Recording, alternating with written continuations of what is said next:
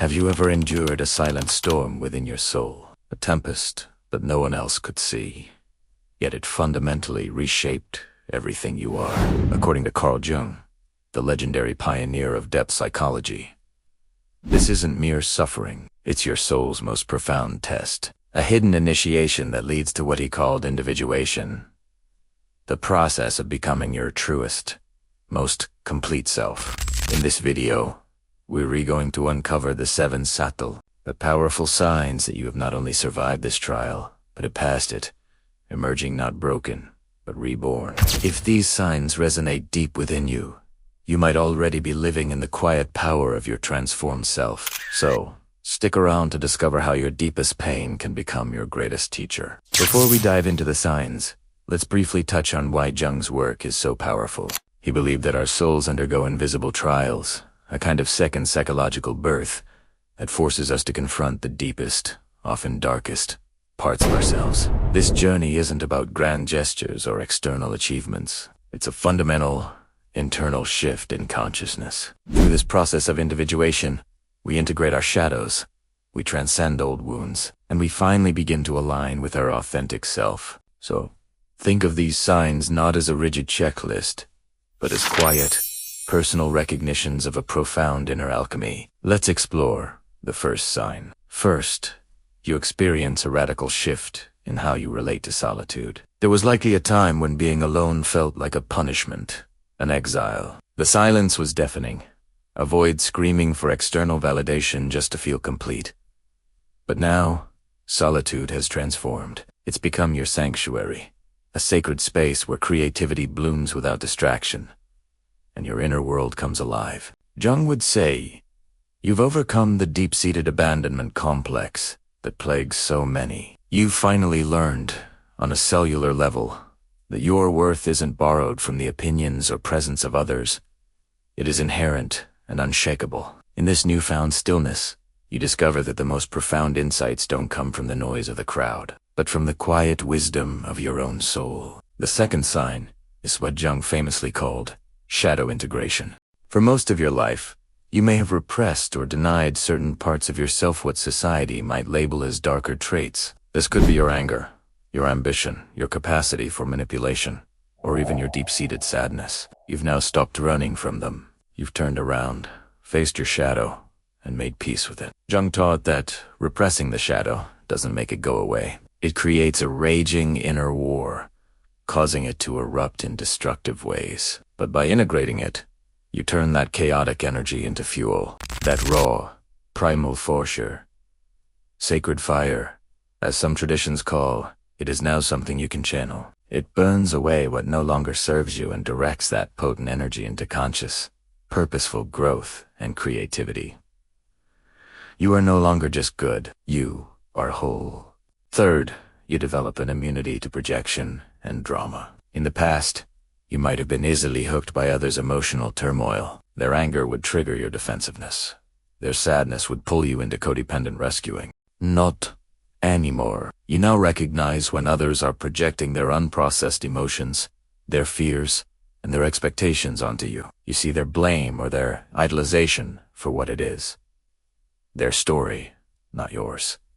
This doesn't mean you've become cold. In fact, your compassion has evolved into something far more mature and effective. You can hold space for someone's pain with genuine presence, but without losing your own ground or sacrificing your well-being. This is what Jung called the transcendent function in action, the ability to rise above the dualistic poles of conflict and observe with calm, centered wisdom. This brings us to our fourth sign, the awakening of your intuitive wisdom. For so long, logic and rational thought were your primary guides. But now, you've tapped into a deeper current. An inner knowing, a gut feeling, has become a trusted compass, connecting you to truths that lie beyond the grasp of the analytical mind. You start noticing synchronicities more and more, those meaningful coincidences that seem to magically align your path, reassuring you that you're on the right track. You find yourself able to read between the lines, sensing the hidden layers in people and situations, understanding motivations and potentials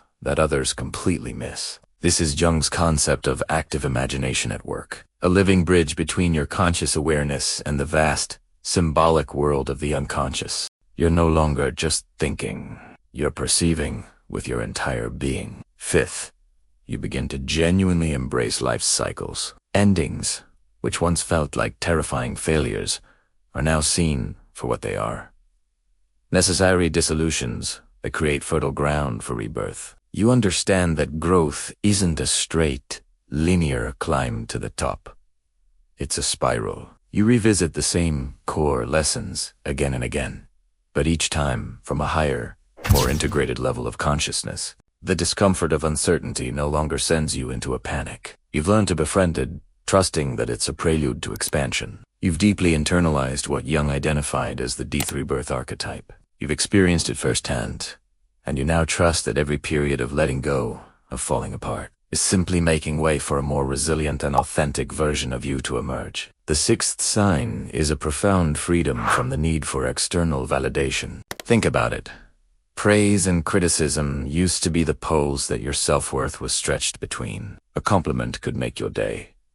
A negative comment could ruin it. Now, both have become neutral data. They're simply information, not verdicts on the value of your soul. Jung linked this shift to the dissolving of the inferiority and superiority complexes that drive so much human behavior.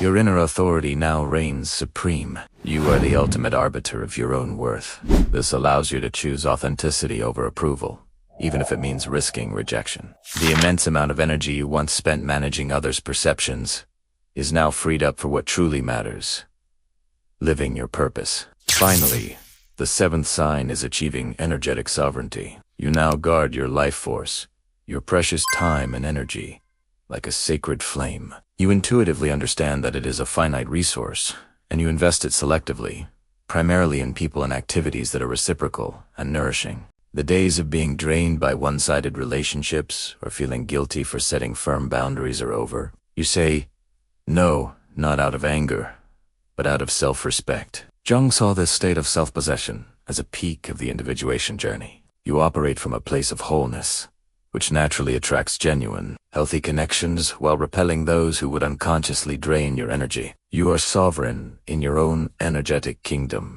These seven signs mark your soul's quiet victory, a victory achieved not through the avoidance of pain, but through its complete and total transformation. As Jung so brilliantly discovered, suffering isn't the enemy. It is the alchemical fire in the forge of wholeness. You've walked through that fire and emerged, integrated, resilient, and, most importantly, true to yourself. If this video spoke to you, please share which sign resonated the most in the comments below.